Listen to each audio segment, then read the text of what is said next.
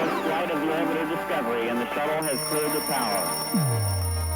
3, 2, 1. Hey, what's going on, guys? Welcome to the Health or High Water podcast. You're here with Brett, Mr. Trip Parks. Hi. And we have a very awesome, exciting episode for you today. It's going to be a fantastic conversation. Dr. Danielle, first of all, how you doing today? I'm doing fantastic. Yeah, thank you. She's. I'm going to give you a nice introduction. You've been gracious enough to take the time out of your busy day with all the things you have going on. So Trip and I are really appreciative to you to take that time out and have this conversation with us.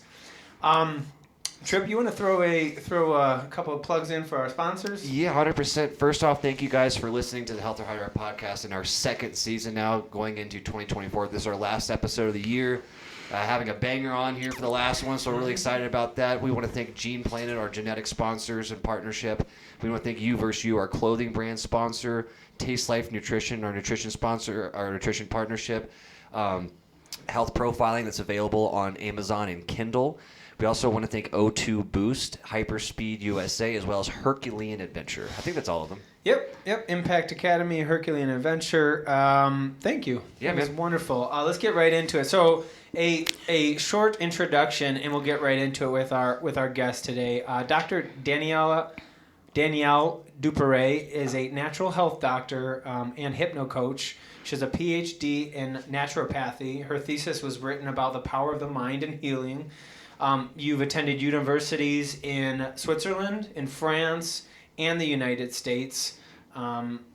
You've studied all across the world. You've been a lot of places. You do a lot of energy healing. I'm going to kind of get right into that from there. Why don't you jump in and tell us a little bit about...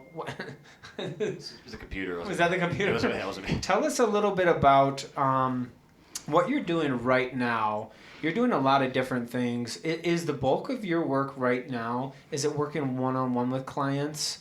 What's the bulk of your work right now? Yeah, right now it's working one-on-one. I'm preparing courses or reviewing some of the courses I had online, and I'm going to start teaching also live workshops and to either practitioners or to lay people. I have 2 different levels of teaching, how people can help themselves. Were you born? Where were you born? In Switzerland. Switzerland, okay. Yeah. French-speaking part of Switzerland. I traveled to India, and that's where I picked up the accent. So I have a mixed accent between English from India and French. And I was reading your bio. You came to the U.S. in 1979, Yep. 1980. Okay. What brought you over here? What was the impetus for that? Well, initially I wanted to go around the world. So I started in Switzerland, going towards Asia. I had to be brought back to have a knee surgery in Switzerland. Then I had the opportunity to come to the U.S. as a chocolate rep, sales rep. Not a chocolate, there's pictures made out of chocolate. And the people at the Watergate restaurant wanted a sales rep for that there. So they came to Switzerland, said, hey, yeah, I can come and, I'll finish my going around the world from the other side. But then I got married here, so I had children. I'm still here. And you didn't get into naturopathy till later on, correct? Not till you were like 30? Well, yes, but I started when I was 15. I was studying psychology with an institute in Paris at the time, and I was also diagnosed with skin cancer. I had surgery every 6 months, and the institute in Paris was also teaching nutrition. They say, why don't you give that a try? And I did. I bought my first juicer when I was 18, cleansed myself, and that's what took care of it. I never went back to the surgeon for skin cancer. I still had knee surgery, which I later learned on. It was because calcium was depositing in my knees. And if I stopped dairy products, then I wouldn't need a surgery every 5 years that they had told me I would need. That's, I found as we've talked to several naturopaths now, there's always a story behind it. Was that sort of the story why it catapulted you into wanting to get into that field? What was like the big reason for you that made you want to get into that field? Well, I didn't like the surgeries every 6 months, and if there was another way, then I would do that. Then in my 30s, I was bedridden with something they didn't really know what it was. I was in a lot of pain. I couldn't get out of bed. And in order to heal myself, then I studied naturopathy and got my ND and then my PhD. What was that process like? The whole studying. Did you find it difficult? Did you find it, hey, I loved it, it was easy? No, the ND was easy because I had studied that on my own. I love to read. So I bought books, I read and I studied, so the ND was pretty easy. PhD was a little more involved, and I was more going towards the healing with the mind. Yeah, and that's what I'm so excited to get into too. I'm fascinated. I'm going to take a stop on. Is there any? As I was kind of reading your bio and what you're doing, I was getting more hyped about this podcast. I noticed, you mentioned Carl Jung. You mentioned some other people, in that realm. Is there someone that stood out to you that you were fascinated by their research? Is there anybody in your mind that you're like, this is where I want to go with this? This person is on to what I want to get into. When I studied with the Academy for Guided Imagery, that was 96 to 98. It's a type of hypnosis. Basically, you get the information from the client. The client knows why they have something, where it came from, why it came, and especially what to do about it. You know it deep inside. And my job is just to pull the subconscious knowing to the surface so you can do something about it. So you could hypnotize me right now? Right now on a podcast. Live. First live hypnosis? Yeah. Have you ever done hypnosis, Trip? Have you ever had it done? No, but I've always been so curious. So like back in early 2000s, a show called Robin Big came out, and they did like a whole episode about like them like doing the subconscious thing and like trying to hypnotize themselves into success. Okay. So and ever since then, like the subconscious always like really fascinated me, especially in college too when I studied psychology, about how important that connection is and that communication is between your subconscious and your conscious. So this is just fascinating for me. What so the hypnosis part, what you just said was really important because you said they know everything. It's all in their deep subconscious. What is hypnosis from your perspective? People have heard about it. We've seen it before. So what is it? Give me an overview from your perspective. Yeah, I don't like that word hypnosis. Yeah. Because Hypnotherapy? What is it? Yeah, but you have to be careful. When I lived in Las Vegas, I couldn't call myself a hypnotist. It was illegal. Here in Colorado, I cannot be a hypnotherapist until I am licensed, and I don't want to be licensed. That's why I came up with the word hypno-coach. Gotcha. I do coaching, and people know more what hypnosis is rather than interactive guided imagery. But that's usually what I do is the interactive guided imagery. I studied hypnosis, the name hypnosis, about 3 years ago, because I did not want to be hypnotized. I thought it was dangerous. There is a mass hypnosis. And we live in a state of hypnosis most of the time. When you're reading a book, you're engrossed in your book, or you're watching a sports event, or even when you're driving, you are in a state of hypnosis. My job is more to get you out of it and get you into a better one. Is hypnosis kind of like this state you get into meditation? Is that similar? It's focused attention. It's focused attention on something. And my job is to focus your attention on what you want. Fascinating. And it changes we talked about brain plasticity. Mm-hmm. It changes the way the neurons function in your brain. Mm-hmm. Yeah, it absolutely does. There have been lots of studies out, and I've read books too that and I've seen it in my training too. It's fascinating, the neuroplasticity, rewiring networks. A lot of that goes back to addicts. I don't know if you've ever worked with any addicts or people with addictive types of behaviors and trying to rewire their brain. Give us an example. So give me one. I know there's so many. I know there was like an eight step framework that I read about that you were using, among other things you're doing. But give me an example, and the listeners an example of something that you would do to start with somebody. Somebody who comes who want to change, or I'm thinking right now about a client who was depressed, was diagnosed with clinical depression for 5 years. She came to see me, and we started with imagery. And to her, her depression was a black hole, very black hole, deep black hole. And now it would go faster because I know new techniques, but she came for several weeks, and we talked to the black hole. And eventually it got a little bit grayer, and she saw what set her into that depression. For her, she had been hitchhiking, and she was raped and got pregnant from it. And she had an abortion and never processed any of that, just pushed it down and was down that big black hole. So once we got that to the surface, then she was fine. The depression vanished. How is it different from like a Freudian psychoanalytics? Is it it's totally different from that? Are there pieces of the is that the right word, psychoanalytics, that you use? Yeah, that's what I started with a psychoanalyst when I was in Switzerland, and he was doing more Freudian. There you just let people talk. They lie down on a couch and they tell a story for an hour. You take notes, but you never say anything. Interactive guided imagery, you get people to be in a comfortable place, maybe talk to an inner advisor if they're willing to do that. Then we talk to symbols, we talk to pain, we talk to an event. Is that, so you're saying, when you say you talk to a symbol, or you talk to pain, or you talk to the black hole, are you kind of saying like you personify that as like a, That's a very good term, yeah. Interesting. You personify a pain or inner wisdom. It's easier when inner wisdom shows up as a wizard or something like that to have a discussion, a conversation. It's easier if your pain is represented by like an object, and then you look at the object from different side.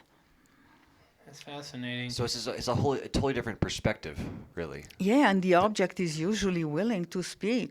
Body-mind wants to be healthy.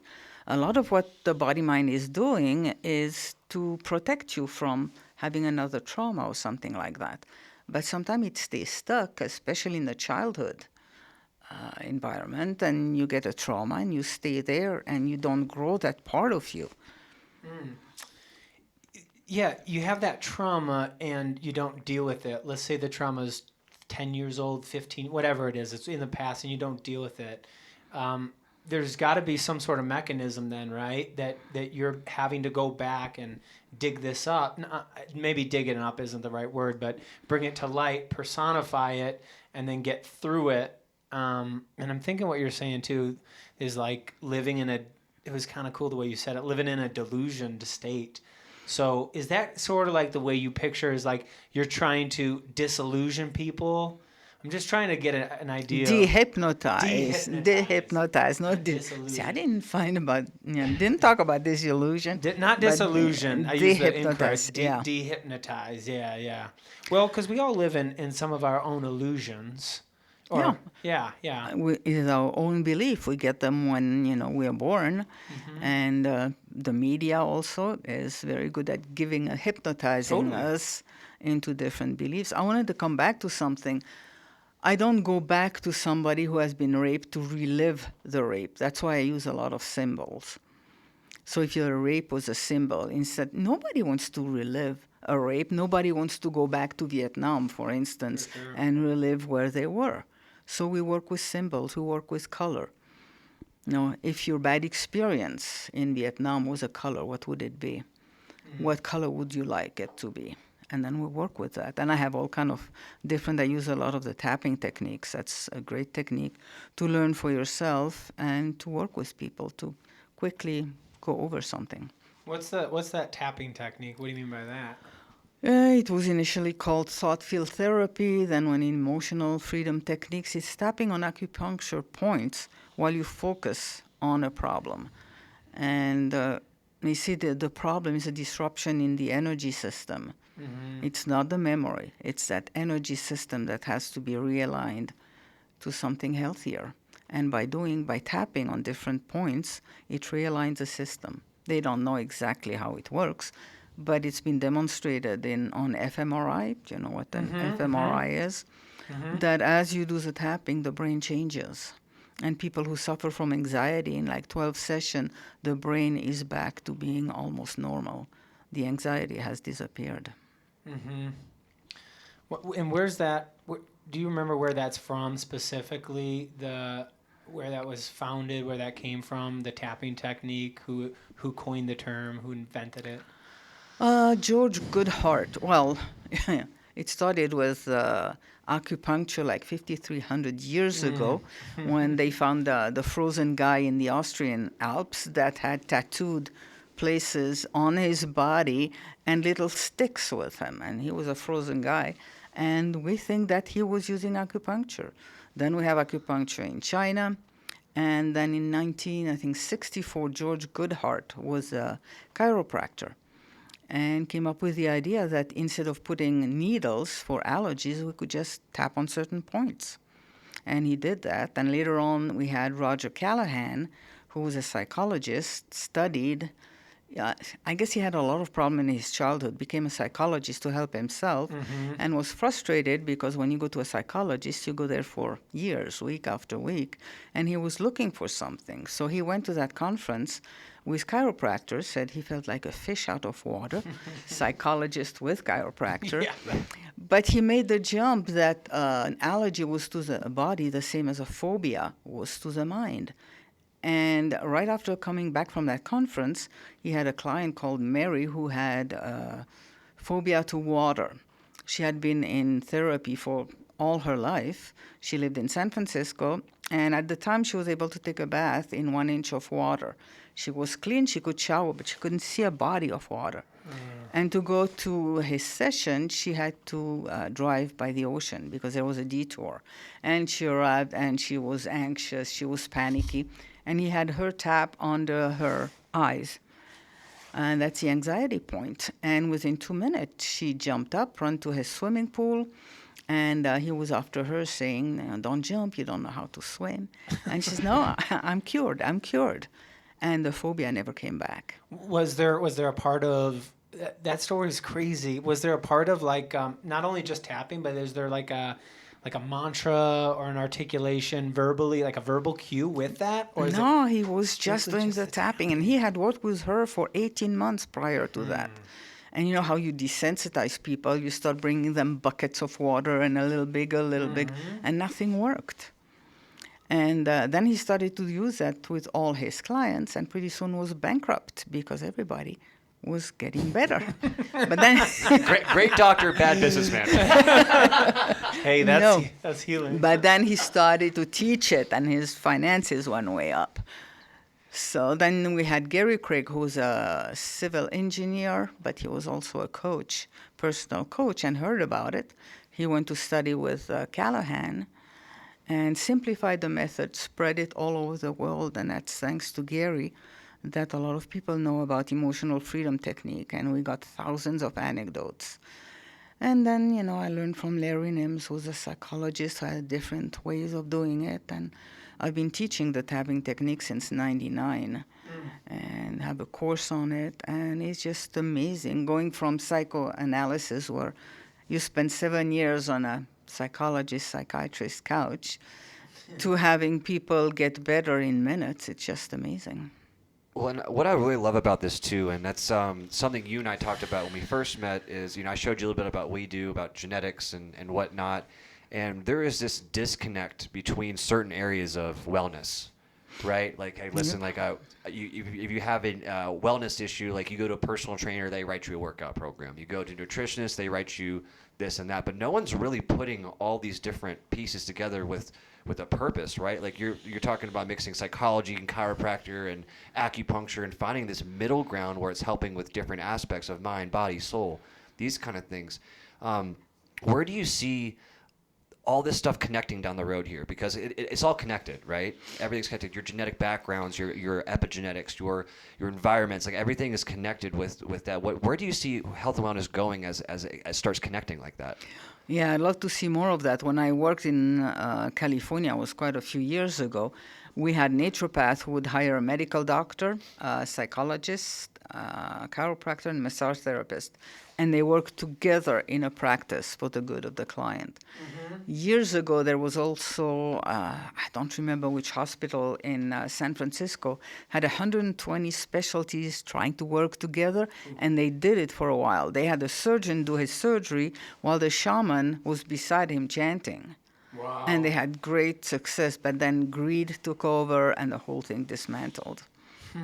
Interesting. Greed always takes over. It is a force that it's relentless. But I think now we are seeing more people getting awake about what Big Pharma is doing. They're usually the greedy one that gives you all kind of medication. And unfortunately, with the insurances, medical doctors don't have the opportunity to be medical doctors. They have 6 to 10 minutes per patient.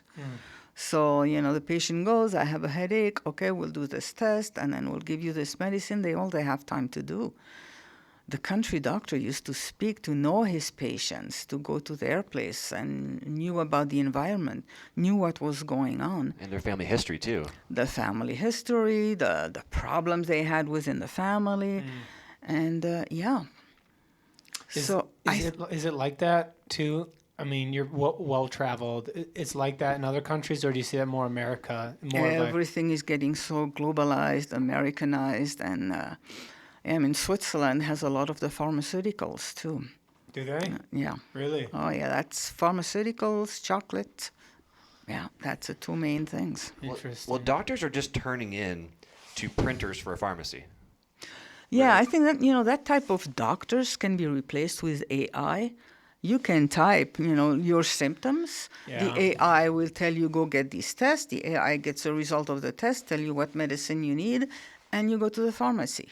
You don't need a human, but if you really want to heal, you need human interaction. 100%. 100%. No matter how advanced AI gets, I don't care how advanced it gets, you can never replace what a human can do. There's something about that, which actually is a perfect segue into energy. I read, as I was going over your bio, and I read the energy. Let's get into that a little bit. Let's give an overview. We all know we have energy. We're electrical. We have electrical signals. How are you using that in how do you implement that in what you're doing? Well, I have different energy devices that I use, but to me, you can use that with the mind. You don't necessarily need devices. Imagine one of your organs, maybe the liver, right? What is the liver made out of? It's made out of cells. What are the cells made out of? Molecules. What are the molecules made out of? Atoms. What do atoms do? They vibrate.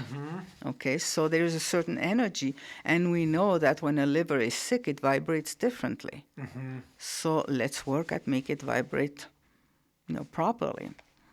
Do you have a machine that can measure the vibrations, or how does that work?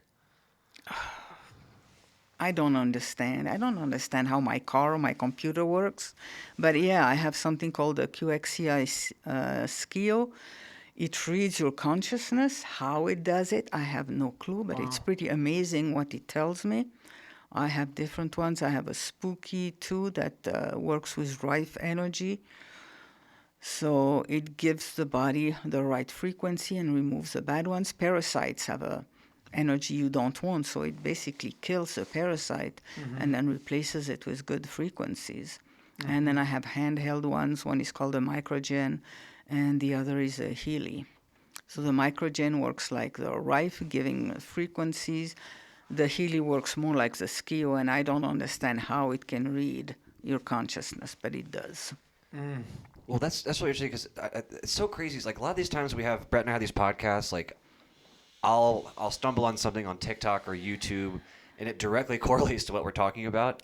And I had something that popped up Monday that was talking about them using frequencies in between 130 to 300 or 1,000 hertz or whatnot of sound to actually stop cancer and remove it from kids. Like they put these kids in a room, they play around and whatnot, and they set this sound frequency up in the room, and then it's been helping kids stop the progress of the cancer they have, if not reverse it.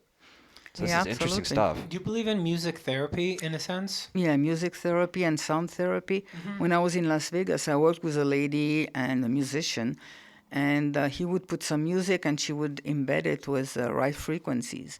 And it was studied in 3 hospitals for preemies. She had a heart for preemies. And the preemies were going home much faster, so they stopped the program. What? It's the money. What? Money It's- everywhere yeah. What is in the the. world? Something's working. Well, we need to change. That's Tripp and I talk about that. We need to change. I think a lot of people start out with the idea that they want to do good in the world, and at some point, I think a lot of people ended up selling their souls. That's what I call it. I don't know, whatever you want to call it. They end up. You get true. a check for $1 million if you do the wrong thing. It's very hard to say no to that. Especially when you have a family and kids that need to go to college, and yeah. Totally. Yeah, music therapy. I'm a musician. Trip. We're both musicians, so you know. Him more than me though. This guy's got a voice of a god. Oh, stop that.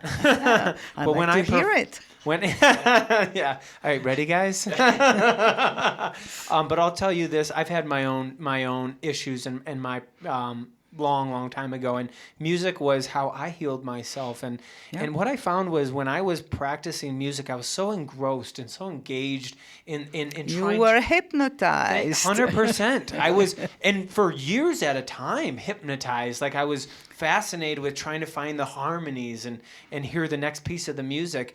And over time, I realized I was breathing better. I was breathing deeper. I was breathing fuller. Pretty soon, I wasn't thinking about my old bad habits. Yep. It's fascinating. That is such a fascinating idea to have the science behind it, right? And to have this be a technique that people are using. It's wild. This whole thing's wild because it really is kind of like a fulcrum point between all these different things, holistic. You know, a lot of people even back in like early 2000s started doing like these sound therapy, sound bowls, these kind of things, and a lot of, even me included, was like, oh, that's hogwash. Like, that's hogwash. Like, sound's not going to heal you. But as time has gone on, you know, like the evidence you say, like, you know, atoms they vibrate. They have certain vibrational frequencies, so it would make sense that certain vibrations would help them align or do it have you. So I do like that everyone is starting to accept these new forms of health, whether that be, you know, hypnotic coaching, sound frequencies, you know, us adopting this genetic test and doing those kind of things. So it's really great seeing people actually like take that leap of like, listen, I'm not trusting doctors anymore. I don't trust big pharma, and I do think there's a consensus with We that. need doctors. If you have an accident, you break a leg, or you go skiing, you break a leg, it's not time to bring nutrition in. You know? Later on, maybe. Just throwing cauliflower. You're healed. We're not there yet. Yeah. But we need medical doctor, but they need to stay in what they're good at. And for the urgency, for the, you know, if you have a fire somewhere and people get burned, again, medical doctors will keep you alive. So that's what they're good at. But when you go with chronic disease, it's just, you know, check this, check that, because a lot of it, I think, it's more emotional. It really is, and they don't. People do not have that aspect, and you know, I think there's also a spiritual factor to healing too. Absolutely. You know, there's spiritual, physical, and mental, and you know, a lot of we kind of just talking about this is like people are putting in one place, like, you know, mentality, you go to a therapist, you know, physicality, you go to a nutritionist, a personal trainer, but there really is a nucleus of all that puts all this together, and you're you know, searching to find that piece. Yeah, I'm more of a generalist? Generalist. Okay. That's a French word that Americans mispronounce. Généraliste. I wish I spoke French so bad. But yeah, I prefer to have an overview, and then I can send people to specialists if they need to. Or you need more of a psychologist who can do this or that, or you need to go to a medical doctor. So I kind of just want to have an overview, the country doctor. And I like, you know, I studied for almost 50 years since I started to study anatomy, physiology, psychology. So it's kind of a jack of all trade. Also, that's not a good way to look at it. And my specialty is working with the mind and helping people to find the root cause, and then they can tell me what they need. This is getting even better than I thought it was going to be. So I want to ask you one more specific question before we segue. We were talking about energy. I visualize the earth, and tell me your thoughts on this, and if you have none, that's fine. I visualize the earth as having its own energy, the earth as a living organism in and of itself. When you get somebody that's really depressed, clinically depressed, very, hopelessness, do you see a disalignment with how they are interacting with their environment in the world and the natural world? Or is it always just a case-by-case basis? Is there something you're seeing typically like a lot, like some sort of disconnected with nature? Absolutely. As a naturopath, yeah, we see a lot of problems that people are disconnected. They spend all their time on their computer, which is not good for the brain either. Mm-hmm. But one of the first things I tell my clients is, go into nature, go to a park, go somewhere. Here, I love to go walk at the Arsenal, the wildlife refuge. Yeah. It's beautiful. And, find animals, take pictures. But even, you can't do that. I have a daughter who lives in New York, so she goes to Central Park to have a lunch. She's in nature. Or bring some nature home. I studied hydroponics. I have gardens in my room. Nice. So nature is important. There was a German doctor years ago. The first thing he told his patient, whatever they had, was to walk bare feet on the earth. Mm-hmm. And yes, there is that frequency, the Schumann frequency, that is restorative. Mm. Is that the one that's like at 143 hertz or something like that? I forgot. No, I don't think so. No. The Schumann wave is 8 point something. Yeah, something like it's the Earth. Have you heard of the name Alan Watts before? Are you familiar with Alan Watts's work? He is a Zen Buddhist philosopher, and the name is familiar, but I don't recall. He discusses a lot. For the listeners that are probably fascinated, maybe they're making breakfast right now, just fascinated with this, look up Alan Watts. He describes a lot of the connectivity to nature and how we're losing that as we grow as a society. As there's another thought that people don't evolve, societies evolve. I'm trying to remember who coined that, but as our society evolves with technology, with instantaneous gratification, we're losing this connectivity to this experience that we naturally have as human beings of going and hunting our food, of preparing our food, of doing these delayed gratification things. And so my thought process as I kind of picture what you're doing is like I wondered if people are losing that essence of what it means to be a human. I think part of society is, but there is a big part of society that's returning to the earth. They having gardens, they sharing gardens, they buying homes with land around so they can garden, and then they work together. Mm. There is a movement like that. There is also a movement of going more to a humane type of medicine. Mm-hmm. And then there is the homeschooling movement. I homeschooled my kids. When I studied, there were 200,000 kids. Now there are over 5 million kids that are homeschooled. Yeah, I saw that. It was interesting. Homeschooled them, home birth and homeschool all the way through? Yeah. Right? Yeah. I read your profile. Yeah, you went into detail there. We were studying it before this, and we're just like, this is going to be such a good episode. That's how we learn, though. We have different perspectives. Homeschooling, was that hard? How was that? I think there is a lot to do in the beginning, but what I did is I taught my kids to teach themselves.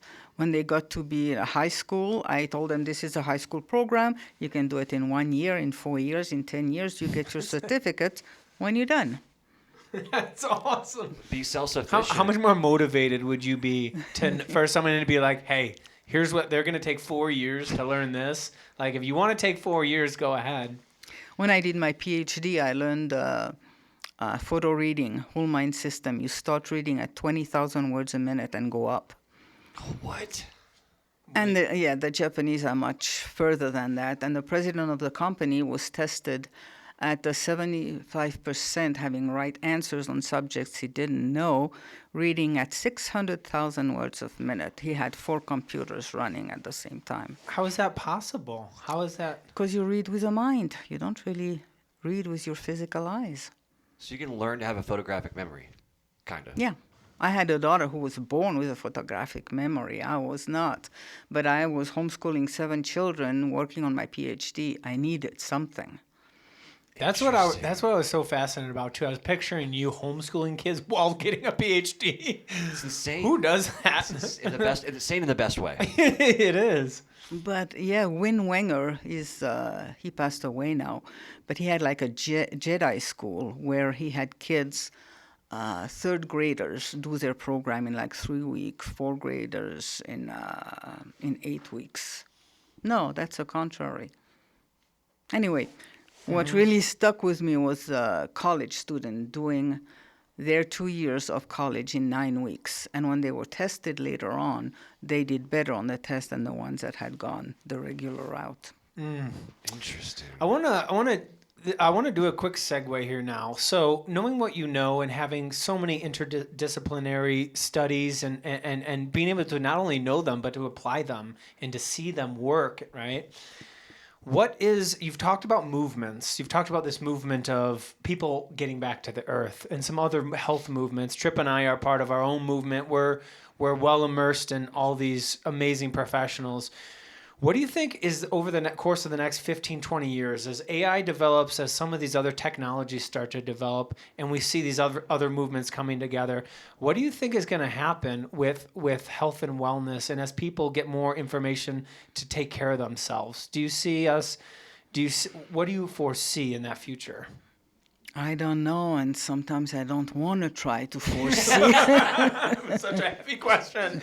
Such a heavy question. I don't want to think about it. I'm going back to the earth. I know a lot of my colleagues are going so deep with AI, making pictures with AI.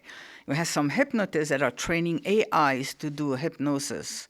So totally removing the human aspect of it. But then you're also removing the care of the person that's there to help you, and I think that's one of the biggest things that you're talking about. Like, we don't want to get rid of doctors, but I do think that a GP is a little bit useless nowadays, comparatively speaking, right? So like, unless he's human. Like, yeah, but true. There, I guess like looking forward can be the same thing as looking back, right? You know, I had an experience a few weeks ago. I started to use ChatGPT. Everybody was telling me, it's so good. And yeah, in some, I'm not good at copywriting, so it can help me. Yeah. And then I realized I was getting in a conversation with that ChatGPT. Yep. And yeah, it was interesting. He knew so much, or she, or it, or whatever.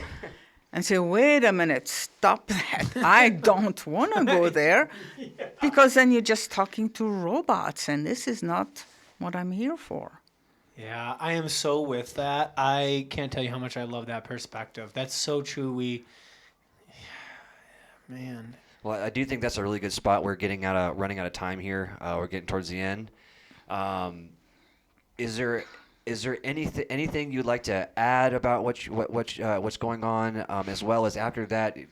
More than happy to give your plug where everyone can find you, website, if you have a podcast, blogs, and you have this event that you talked about before too. So again, just give us it all. Well, I just here in Denver, I did an event, a class about the energy of food, where you can see the color and the sound of food instead of going this or that diet, eat meat, be vegan, plant, let's go back to the basics. And that's what I show. I'm going to do several throughout the natural grocers places in Denver. So you can see the color of food. There's something, and I don't know if you know this, it's a kind of a weird English term, but it's called synesthesia. And it's where you can... Yes. Okay. So that's sort of That's not what it is. It's Kirlian photography. That's special type of camera. You can Google Kirlian photography food, and you'll see the color of food. And you will see that organic food has more energy than commercial food. You'll see that usually cooked food have less energy. And then you have two hands, the hand of somebody who eats junk food and the hand of somebody who eats good, healthy, organic food has much more energy at the tip of their fingers. So you can see that. And then there was a guy, what's his name? Escapes me now. Mike Adams, who got that idea of making atoms speak. So he has the sound of calcium, of vitamin C. And it's beautiful, has a sound of progesterone. And all those oxygen, hydrogen, carbon, everything is just such a beautiful melody. And then you add fluoride in the middle of that, chloride the same, glyphosate is the awful sound. So imagine a lot of people now have anxiety. And when I heard the sound of food, I realized that, if all our cells hear that sound constantly, you get anxious. You don't know why. Your cells are being attacked by the sound. So that's what I'm doing here in Denver. I have courses on my website. It's HHA-USA.com, Holistic Health Academy of America. So there is free training, there is books, there is CDs on there. And then, we were just talking. I get to be a speaker and a trainer at a hypnosis conference in St. Louis in April. And it came this morning, so I don't remember the exact date, but it's going to be on my website. Well, listen, I want to say thank you so much. We probably barely scratched the surface of what you're doing, what you're capable of. I hope you guys listening out there while you're driving or making breakfast caught some great stuff that you can Google later. I know you dropped a lot of great names. It's amazing. Trip and I can't wait to follow what you're doing. We'd love to have you back. Oh, yes. I'd love to be back. Yes, this would be fantastic to have you a part of it. Trip, you want to give us a sign off? Yeah. If you guys are picking up your food and putting it next to your ear, probably not going to hear it the same as we are. That's good. This cabbage is not. This banana's not dialing. Well, no. Thank you for coming in, and honestly ending off this amazing year of podcasting with you, Brett. All these amazing guests that we've had on. It's amazing to have you on as last one. Of just a wealth of information, and someone who's so strong inside and out. What you've done with raising kids, PhD, and making your own mark in health and wellness. So just thank you for coming on. Thank you for being the last one on this year. Brett, thank you for an amazing year of for our first year of the podcast and our second season. And most important, thank you to the listeners. Thank you guys. Take care. Have a great day. Be well. Peace. That was so much fun. Oh my God. Why? I love it.